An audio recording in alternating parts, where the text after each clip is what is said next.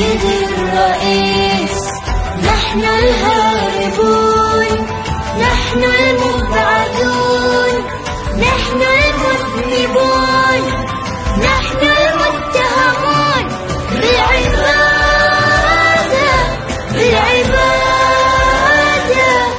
المحكومون شنقا بالإبادة، الذين قطعت ألسنتنا لأنها نطقت بالشهادة، بالشهادة. سيدي الرئيس،